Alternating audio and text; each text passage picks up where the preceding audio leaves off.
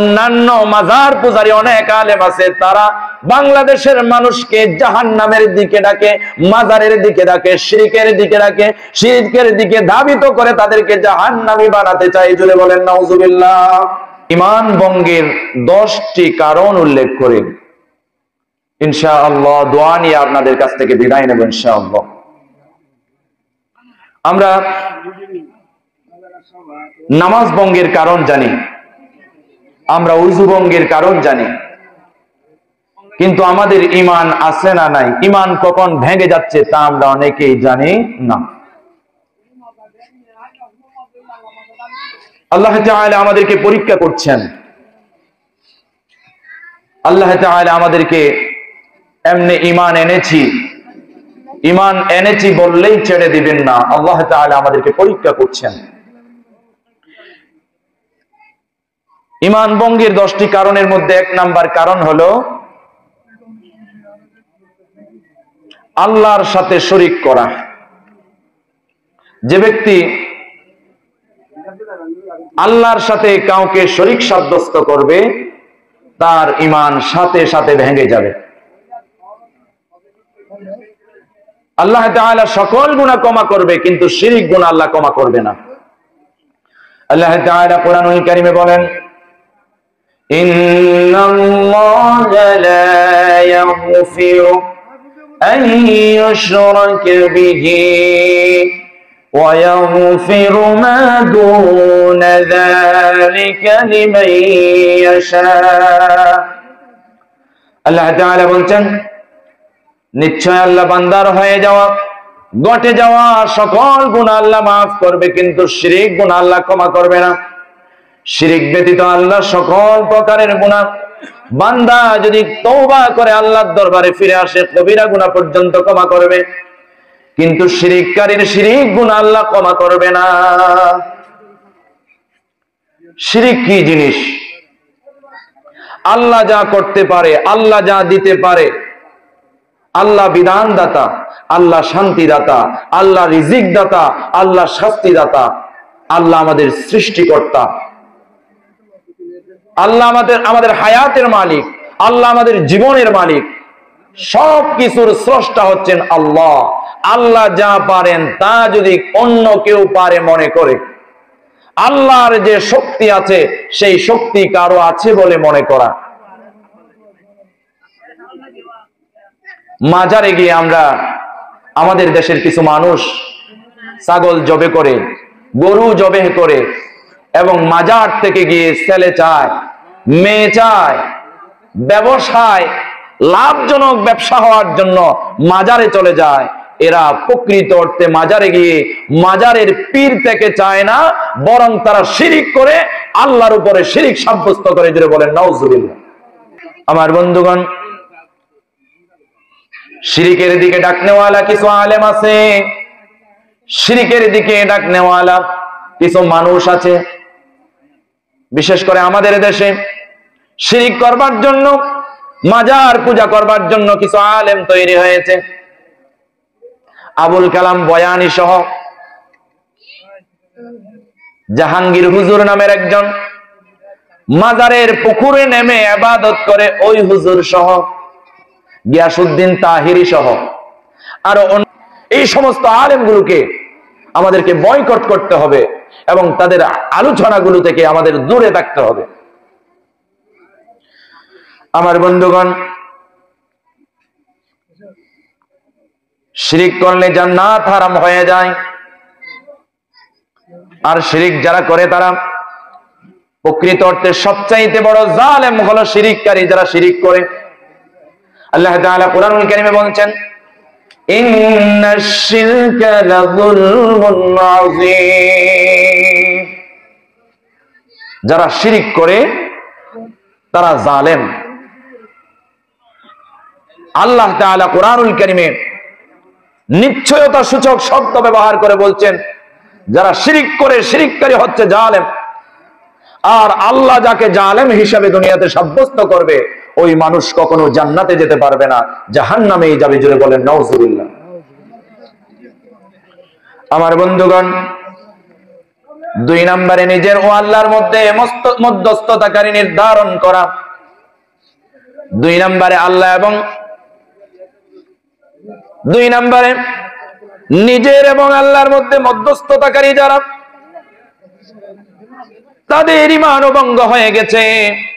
সুতরাং নিজের মধ্যে এবং আল্লাহর মধ্যে কাউকে মধ্যস্থতাকারী বানানো যাবে না। তিন নম্বরে মুশরিক মুশরিকদেরকে কাফের মনে না করা। আমার বন্ধুগণ, মুশরিক কাফেরদেরকে কাফের মনে না করলেও ঈমান ভঙ্গ হয়ে যাবে। একটু গভীরভাবে মনোযোগ দেন।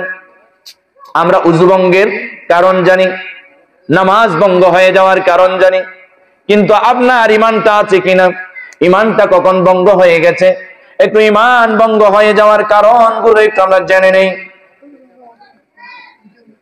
তিন নম্বরে মুশরিক কাফেরদেরকে কাফের মনে না করলেও ঈমান ভেঙে যাচ্ছে। চার নম্বরে নবীজি সাল্লাল্লাহু আলাইহি ওয়াসাল্লামের ফয়সালার তুলনায় অন্য কারো ফয়সালাকে উত্তম মনে করা। আমার বন্ধুগণ, আল্লাহর নবী সাল্লাল্লাহু আলাইহি ওয়াসাল্লাম যে কোনো বিষয়ে ১৫০০ বছর আগে ইসলামের, দ্বীনের, ধর্মের, কোরআনের বিভিন্ন দিক নিয়ে ফয়সালা করে গিয়েছেন। মানুষ কিভাবে চলবে, কেমন কাপড় পরবে, কেমনে ঘুমাবে, কেমনে খাবে, কেমনে ঘুম থেকে উঠবে, কেমনে জীবন পরিচালনা করবে, কেমনে পরিবার সাজাবে, কেমনে বিয়ে করবে, সবকিছু রাসূলুল্লাহ সাল্লাল্লাহু আলাইহি ওয়াসাল্লাম ১৫০০ বছর আগে ফয়সালা করে দিয়ে গেছেন। রাসূল সাল্লাল্লাহু আলাইহি ওয়াসাল্লামের ফয়সালার বাহিরে গিয়া অন্য কারো, সাধারণ মানুষের, সাধারণ জনগণের, সাধারণ পাবলিকের ফয়সালাকে যদি রাসূলুল্লাহ সাল্লাল্লাহু আলাইহি ওয়াসাল্লামের ফয়সালার চাইতে বেশি উত্তম মনে করে, তাহলে তার ঈমান ভঙ্গ হয়ে গেছে। জোরে বলেন নাউজুবিল্লাহ। আমার বন্ধুগণ, মুহাম্মদ সাল্লাল্লাহু আলাইহি ওয়াসাল্লামের আনিত কোন বিধানকে যারা অপছন্দ করে, ৬ নাম্বার হলো মুহাম্মদ সাল্লাল্লাহু আলাইহি ওয়াসাল্লামের আনিত কোন বিধানকে যদি অপছন্দ করে, তাহলে তার ঈমানও ভঙ্গ হয়ে গেছে। আমার বন্ধুগণ, ৭ নাম্বার, দ্বীনের কোন বিধান নিয়ে ঠাট্টা বিদ্রূপ করা।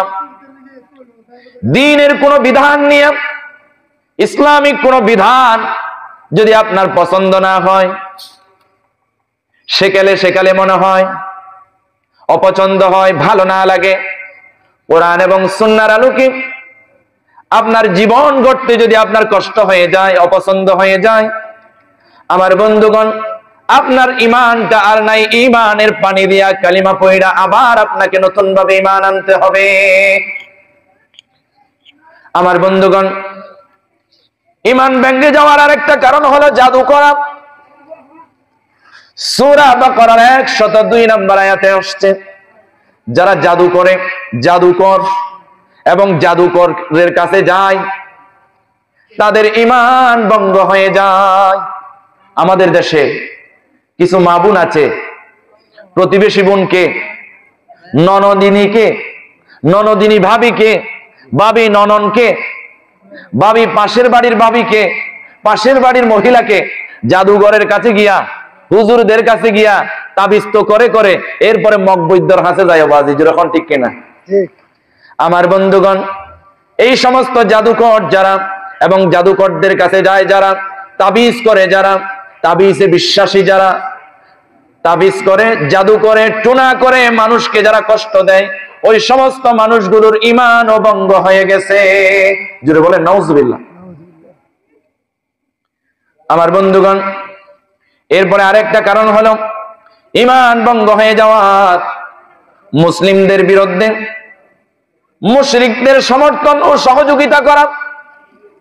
যারা মুশরিক, শিরিক করে, কাফের, বেঈমান, ইমানদারদের বিরোধী হয়ে আলেমদের বিরোধিতা করে, মুসলমানদের বিপক্ষে গিয়ে, কোরআনওয়ালাদের বিপক্ষে গিয়ে, রাসূলের সুন্নাহওয়ালাদের বিপক্ষে গিয়ে, কাফেরদেরকে খুশি করবার জন্য, মুশরিকদেরকে খুশি করবার জন্য, মুশরিকদেরকে খুশি করে ফায়দা হাসিল করার জন্য আপনি যদি মুশরিকদের পক্ষে গিয়ে কাজ করেন, সমর্থন করেন, তাদেরকে সহযোগিতা করেন, তাহলে আপনাদের ঈমানটা ভেঙে যাবে। এই সমস্ত কাজ করেছে কারা? বেশ কয়েকদিন আগে যারা পালিয়ে গেছে তারা। জোরে বলেন ঠিক কিনা? আমার বন্ধুগণ, মুশরিকদেরকে সাপোর্টকারী, আলেমদের বিরোধিতাকারী, আলেমদেরকে পাশিয়ে নেওয়ালা স্বৈরা শাসক দল মত গোষ্ঠী সৎ সুদ্ধা নিয়ে পালিয়ে গেছে। ওরা কোরআনের মাহফিল বন্ধ করেছে, তাফসীর মাহফিল বন্ধ করেছে, আলেম উলামারা একসাথে বসবে সেটাও দেখতে পারে নাই। একটা সেমিনার করবে, জঙ্গি তকমা দিয়া সেখান থেকে আলেমদেরকে ধরে ধরে জেলখানার পুট্টিতে পড়েছে। জুড়ে বলেন ঠিক কিনা? ওই সমস্ত স্বৈরা শাসক এবং তার গোষ্ঠী সুদ্ধা তাদের ঈমান অনেক আগেই ভেঙে গেছে। তাদেরকে আবার নতুন ভাবে তওবা করে কালিমা পড়ে ঈমান আনতে হবে। এরপর ঈমান ভঙ্গ হয়ে যাওয়ার আরেকটি কারণ হলো কাউকে দিন বা শরীয়তের ঊর্ধ্বে মনে করা। দিন, ধর্ম, ইসলাম ও শরীয়তের ঊর্ধ্বে মনে করা। আপনার আর আমার জন্য শরীয়ত, আপনার আর আমার জন্য দিন, সাধারণদের জন্য দিন। কোন একজন আল্লাহর ওলি কিংবা পীর সাহেব, আপনি যাকে পীর মানেন, আপনি যাকে আউলিয়া মানেন, আপনি তাকে শরীয়তের ঊর্ধ্বে মনে করলেন। আপনি যাকে নেতা মানেন, আপনি তাকে শরীয়তের ঊর্ধ্বে মনে করলেন।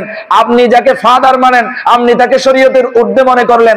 আপনাকে যে দুনিয়াতে বসে বসে খাওয়ায়, যার পেছনে ঘুরলে আপনাকে খাওয়ায়, তাকে আপনি শরীয়তের ঊর্ধ্বে মনে করলেন, তাহলে আপনার ঈমান ভেঙে গেছে। ঈমানটাকে আবার নতুন ভাবে ঈমানের পানি দিয়ে ধৌত করতে হবে, কালিমা পড়ে তওবা করে আল্লাহর দরবারে ঈমান এনে আবার ফিরে আসতে হবে।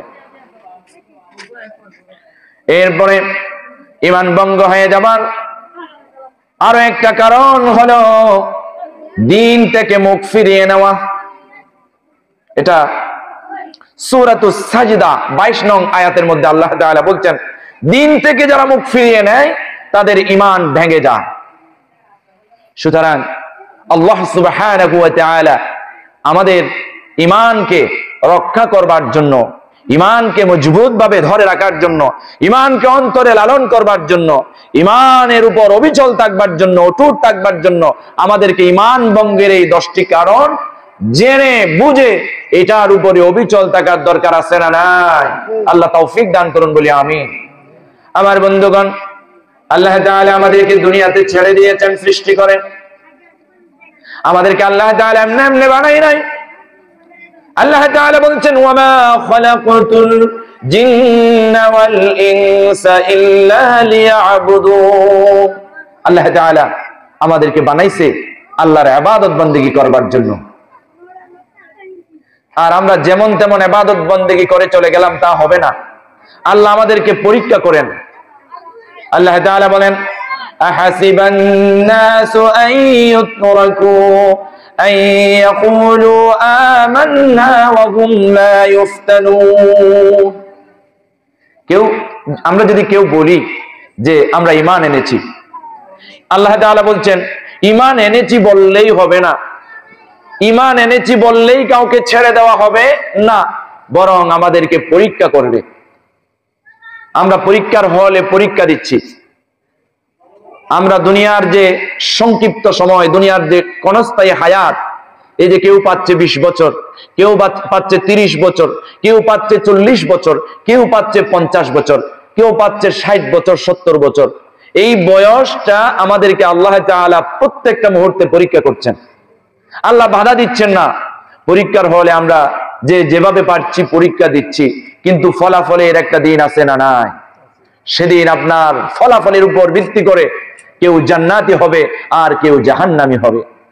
আমার বন্ধুগণ, আল্লাহ তাআলা কোরআনুল কারীমে বলছেন, ওয়ালানাবলুওয়ান্নাকুম বিশাইইন মিনাল খাউফি ওয়াল জু' ওয়া নাকসিম মিনাল আমওয়ালি ওয়াল আনফুসি ওয়াস সামারাত ওয়া বাশশিরিস সাবিরিন।